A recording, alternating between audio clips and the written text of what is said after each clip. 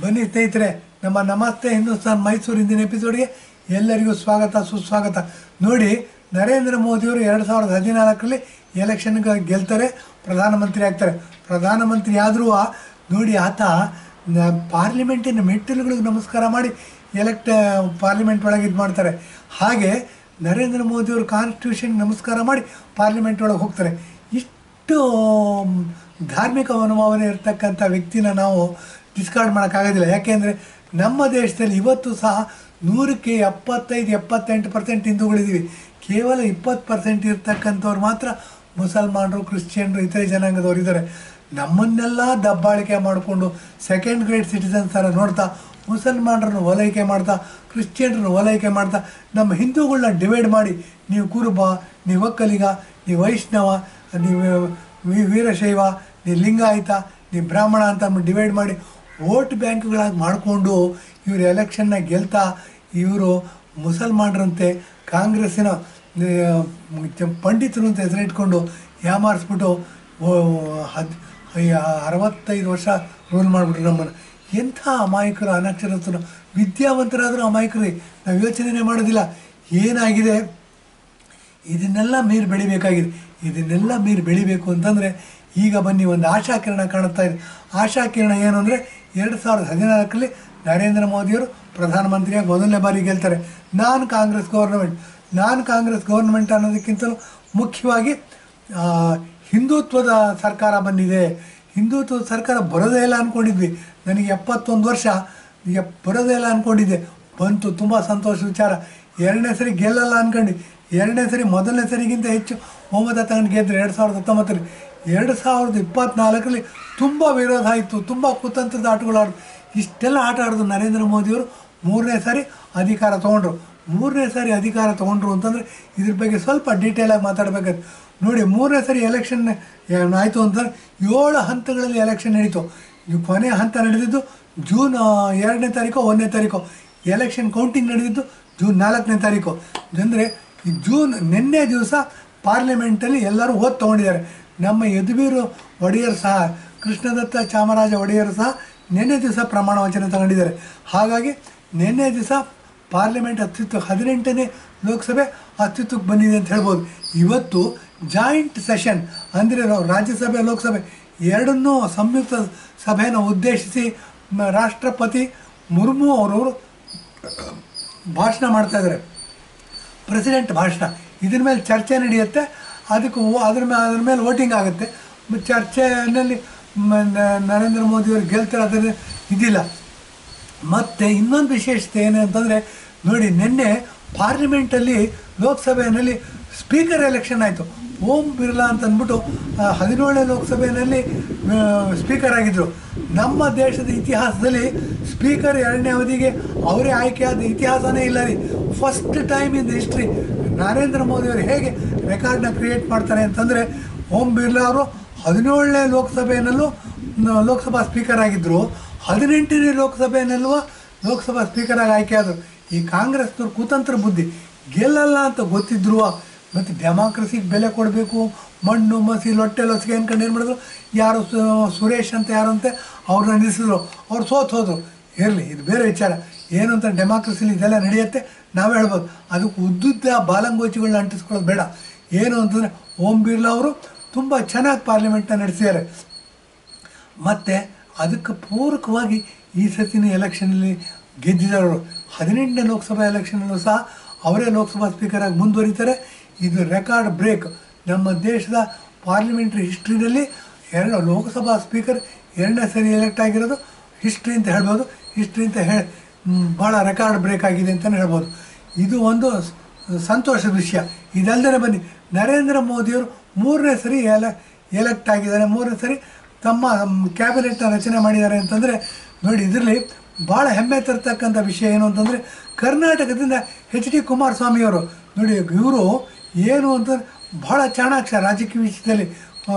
ನರೇಂದ್ರ ಮೋದಿಯವರು ಅವರೇನು ಮಾಡಿದ್ರು, JDSನವರು ನಾವು BJP ಜೊತೆಗೆ ಸೇರ್ಕೊತೀವಿ, NDA ಪಕ್ಷದಲ್ಲಿ ಸೇರ್ಕೊತೀವಿ ಅಂದ ತಕ್ಷಣ ಗ್ರೀನ್ ಸಿಗ್ನಲ್ ಕೊಟ್ಬಿಟ್ರು. ಹಾಗಾಗಿ ಏನಾಯಿತು, ಜನತಾ ದಳ ಸೆಕ್ಯುಲರ್ ಅಂತ ಏನಿತ್ತು, ದೇವೇಗೌಡರು, ಕುಮಾರಸ್ವಾಮಿ ಅವರೆಲ್ಲ ಏನಿದ್ರು, ಅವರೆಲ್ಲ NDA ಪಕ್ಷಕ್ಕೆ ಸೇರಿಕೊಂಡ್ರು. NDA ಪಕ್ಷದ ಮಂತ್ರಿಯಾಗಿ ಎಚ್ ಡಿ ಕುಮಾರಸ್ವಾಮಿ ಅವರು ಕರ್ನಾಟಕದ ಮುಖ್ಯಮಂತ್ರಿಯಾಗಿದ್ದರು. ಬಹಳ ಅನುಭವ ಇದೆ, ಅವ್ರನ್ನ ಮಂತ್ರಿಯಾಗಿ ನೇಮಿಸಿದ್ದಾರೆ. ಇದು ಬಹಳ ಒಳ್ಳೆಯ ಬೆಳವಣಿಗೆ. ಇದಲ್ಲದೆ ಬನ್ನಿ, ಶೋಭಾ ಕರಂದ್ಲಾಜೆ ಅಂತಿದ್ದರು. ಶೋಭಾ ಕರಂದ್ಲಾಜೆ ಅವರು ನಮ್ಮ ದೇಶದ ಅಸ್ಮಿತೆ, ಆತ್ಮಗೌರವ ಇದನ್ನೆಲ್ಲ ಬಿಂಬಿಸ್ತಕ್ಕಂಥ ಹಿನ್ನೆಲೆಯಿಂದ ಬಂದವರು. ಅವ್ರಿಗೂ ಸಹ ಫಸ್ಟ್ ಟೈಮ್ ಎಂ ಪಿಯಾಗಿ ಗೆದ್ದರೂ ಸಹ ಅವರು ಮೈಸೂರಿನ ಉಸ್ತುವಾರಿ ಮಂತ್ರಿಯಾಗಿದ್ದರು. ಭಾಳ ಸ್ವಲ್ಪ ದಿವಸ ಇದ್ದರು, ಭಾಳ ಒಳ್ಳೆಯ ಕೆಲಸ ಮಾಡ್ತಿದ್ರು. ಅವ್ರನ್ನ ಮಂತ್ರಿಯಾಗಿ ಮಾಡಿದ್ದಾರೆ. ಇದಲ್ಲದೆ ಬನ್ನಿ, ಪ್ರಹ್ಲಾದ್ ಜೋಶಿಯವರು ಕಳೆದ ಬಾರಿದ ಧಾರವಾಡದ ಕ್ಷೇತ್ರದಿಂದ ಗೆದ್ದಿದ್ದರು. ಅವರು ಪಾರ್ಲಿಮೆಂಟ್ರಿ ಮಂತ್ರಿಯಾಗಿದ್ದರು, ಅವ್ರನ್ನೂ ಸಹ ಮಂತ್ರಿ ಮಾಡಿದ್ದಾರೆ. ಮತ್ತು ಇದಲ್ಲದೆ ಸೋಮಣ್ಣ ಅಂತಂದ್ಬಿಟ್ಟು ನೋಡಿ, ನಮ್ಮ ಕರ್ನಾಟಕದಲ್ಲಿ ವೋಟ್ ಬ್ಯಾಂಕ್ ಅಂತ ತೊಗೊಂಡ್ರೆ ಲಿಂಗಾಯತರು ಮೊದಲನೇದು ಬರ್ತಾರೆ, 2ನೇ ಸ್ಥಾನದಲ್ಲಿ ಬರೋರು ಕುರುಬರು, 3ನೇ ಸ್ಥಾನದಲ್ಲಿ ಬರೋರು ನಾಯಕರು ಅಂದರೆ ವಾಲ್ಮೀಕಿ ಜನಾಂಗದವರು, 4ನೇ ಸ್ಥಾನದಲ್ಲಿ ಬರೋರು ಒಕ್ಕಲಿಗರು, ಇನ್ನು ಮಿಕ್ಕವರೆಲ್ಲ ಬರ್ತಾರೆ. ನಮ್ಮನ್ನು ಜಾತಿಗಳಲ್ಲಿ ಡಿವೈಡ್ ಮಾಡಬೇಕು ಅಂತಂದರೆ ಈ ಆಧಾರವಾಗಿ ಇಟ್ಕೊಂಡು ವೀರಶೈವರು ಲಿಂಗಾಯತರು ಅಂತ ಡಿವೈಡ್ ಮಾಡೋಕೆ ಹೊರಟಿದ್ರು ಸಿದ್ದರಾಮಯ್ಯನವರು. ಅದ್ಯಾರೋ ಪಾಟೀಲ್ ಅಂತ ಅವ್ರನ್ನ ಮುಂದಿಟ್ಕೊಂಡು ಹೊರಟಿದ್ರು, ಅದು ಟುಸ್ ಆಯಿತು. ಇರಲಿ, ಅದು ಬಹಳ ಒಳ್ಳೆಯ ಬೆಳವಣಿಗೆ. ಮತ್ತು ಸತ್ಯಮೇವ ಜಯತೆ ಅನ್ನೋದು ಹೇಳ್ತೀವಿ. ಮತ್ತು ಎಲ್ಲರನ್ನೂ ಯಾವಾಗಲೂ ಎಲ್ಲ ಕಾಲದಲ್ಲೂ ಯಾಮಾರ್ಸೋಕ್ಕಾಗಲ್ವಂತೆ. ಅನೇಕ ಥರದ ಯಾಮಾರಿಸ್ತಕ್ಕಂಥ ಆಟಗಳನ್ನ ಸಿದ್ದರಾಮಯ್ಯನವರಾಗ ಎಲ್ಲವೂ ಟುಸ್ ಆಗೋಯ್ತು. ಸತ್ಯಮೇವ ಜಯತೆ ಅಂತ ಅಂದ್ಬಿಟ್ಟು ಏನಾಯಿತು, ನರೇಂದ್ರ ಮೋದಿಯವರು ಪ್ರಾಮಾಣಿಕವಾಗಿ ಕೆಲಸ ಮಾಡ್ತಾಯಿದ್ದಾರೆ.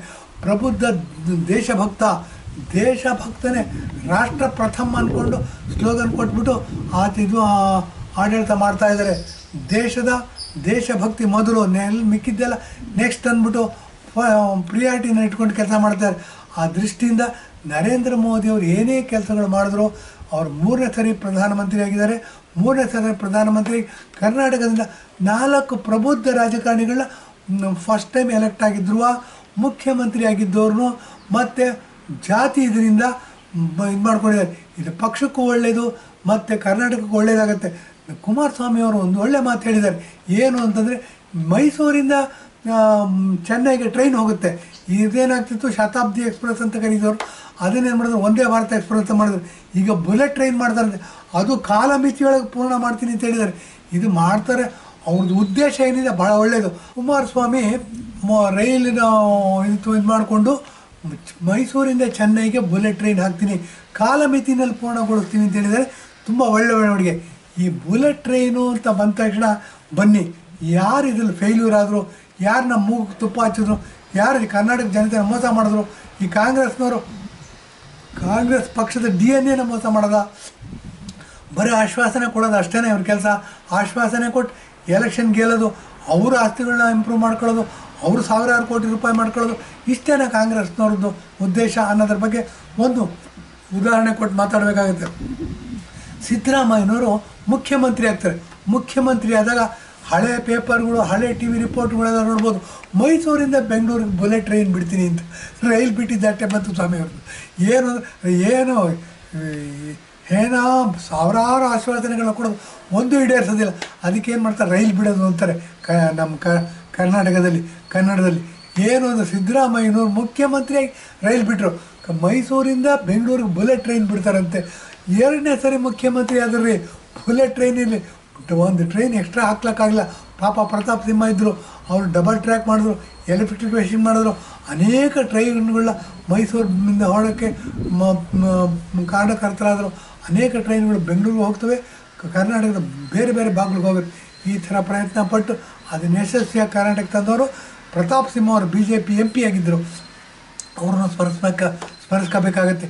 ಏನು ಅಂತಂದರೆ, ಈ ಸಿದ್ದರಾಮಯ್ಯನವರು ಕಾಂಗ್ರೆಸ್ DNA ರೈಲ್ ಬಿಡ್ತೀವಿ, ಮೈಸೂರಿಂದ ಬೆಂಗಳೂರಿಗೆ ಬುಲೆಟ್ ಟ್ರೈನ್ ಬಿಡ್ತೀವಿ ಅಂತ ಹೇಳಿದ್ರು. ಅದೇನು ಟ್ರೈನ್ ಬಿಡಲಿಲ್ಲ ಏನಿದ್ರೆ ಬರೀ ರೈಲ್ ಬಿಟ್ಟಿದ್ದಷ್ಟು ಬಂತ ಭಾಗ್ಯ. ನಾವು ಏನಾಗಿದೆ, ಜಾತಿಗಳಲ್ಲಿ ವಿಭಜನೆ ಆಗ್ಬಿಟ್ಟಿದ್ದೀವಿ. ಅವ್ರು ಏನಂದ್ರೂ ಹಿಂಬಾಲಕರಿದ್ದಾರೆ, ಜೈ ಅಂತಕ್ಕಂಥ ಹಿಂಬಾಲಕರಿದ್ದಾರೆ. ಅವ್ರು ಜೈ ಅಂತಾರೆ, ಇವಾಗಲೂ ಜೈ ಅಂತಾರೆ, ಹಿಂದೂ ಜೈ ಅಂದಿದ್ದಾರೆ, ಮುಂದೂ ಜೈ ಅಂತಾರೆ. ಇದಕ್ಕೆ ಕೊನೆಯಲ್ಲಿ ಕಾಂಗ್ರೆಸ್ನವ್ರು DNA ಮೋಸ ಮಾಡೋದ, ಕಾಂಗ್ರೆಸ್ನವ್ರು DNA ಯಾಮಾರಿಸೋದ, ಕಾಂಗ್ರೆಸ್ನವ್ರು DNA ಭ್ರಷ್ಟಾಚಾರನ ಅನ್ನೋದು ಕ್ವಶನ್ ಹಾಕ್ಕೋಬೇಕಾಗತ್ತೆ. ನಾವು ಕ್ವಶನ್ ಹಾಕ್ಕೊಂಡಾಗ ಹೌದು ಇದು ಸರಿ ಅನಿಸುತ್ತೆ. ಇದಕ್ಕೆ ಉದಾಹರಣೆಯಾಗಿ ಸಿದ್ದರಾಮಯ್ಯನವ್ರು ನೋಡಿ, ಈ ಮುಖ್ಯಮಂತ್ರಿಯಾಗಿ ಎಲೆಕ್ಟ್ ಆದಾಗ ಒಂದು ಸ್ಟೇಟ್ಮೆಂಟ್ ಕೊಡ್ತಾರೆ.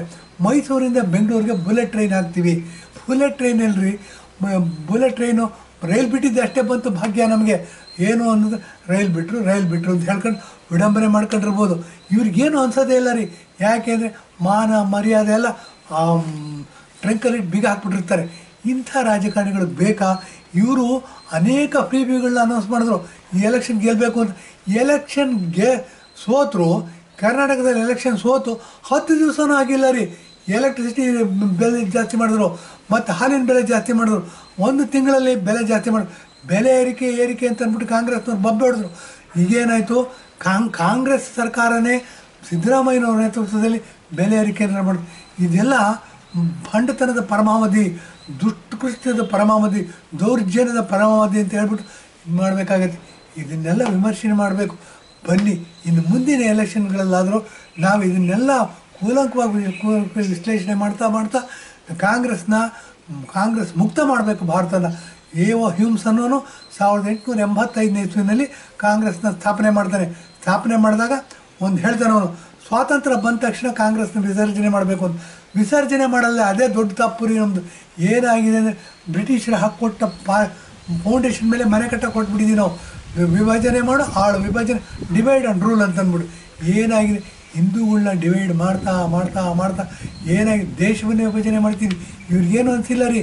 ನಾವು ಚೆನ್ನಾಗಿದ್ದರೆ ಸಾಕು, ನಮ್ಮ ಮಕ್ಕಳು ಚೆನ್ನಾಗಿದ್ದರೆ ಸಾಕು, ಮೊಮ್ಮಕ್ಕಳು ಚೆನ್ನಾಗಿದ್ದರೆ ಸಾಕು, ವಂಶ ಪರಂಪರೆ ಚೆನ್ನಾಗಿದ್ದರೆ ಸಾಕು. ಇವರು ಸ್ಟೇಟ್ಮೆಂಟ್ಗಳು ಕೊಡ್ತಾರೆ. ಸ್ಟೇಟ್ಮೆಂಟ್ಗಳು ಕೊಟ್ಟರೆ ಹೊಟ್ಟೆಯಲ್ಲಿ ಹಸಿಮೆಣಸಿಕಾಯಿ ಇಟ್ಟಂಗೆ ಆಗುತ್ತೆ. ಏನು ಅಂತ ಹೇಳ್ತೀನಿ ಬನ್ನಿ, ಮುಂದಿನ ಜನ್ಮ ಅನ್ನೋದಿದ್ದರೆ ನಾನು ಮುಸ್ಲಿಮಾಗಿ ಹುಟ್ಟಬೇಕು ಅಂತ ಹೇಳ್ತಾರೆ. ಆದರೆ ಎಲೆಕ್ಷನ್ ಟೈಮಲ್ಲಿ ನನ್ನ ಹೆಸರು ರಾಮ ಇದ್ದಾನೆ ಅಂತ ಹೇಳ್ತಾರೆ. ಇಂಥ ದ್ವಂದ್ವ ರೀತಿ ಇರೋರನ್ನ ನಾವು ಧಿಕ್ಕರಿಸಬೇಕು, ಅವ್ರನ್ನ ದೇಶದಿಂದ ಹೊರ ಕಳಿಸ್ಬೇಕು. ಇವ್ರನ್ನ ಕಾಂಗ್ರೆಸ್ ಮುಕ್ತ ದೇಶ ಮಾಡಬೇಕು. ಆವಾಗ ನಮ್ಮ ದೇಶ ಅಮೇರಿಕನ ಬೀಟ್ ಮಾಡುತ್ತೆ, ನಮ್ಮ ಸುಖ ಸಮೃದ್ಧಿ ತಾಂಡವಾಡುತ್ತೆ, ಎಲ್ಲರೂ ಸುಖವಾಗಿ ಬಾಳ್ಬೋದು ಅಂತ ಹೇಳಿದ್ದೀನಿ. ಎಪಿಸೋಡ್ ಮುಗಿಸ್ತಾ ಇದ್ದೀನಿ. ಧನ್ಯವಾದ, ನಮಸ್ಕಾರ.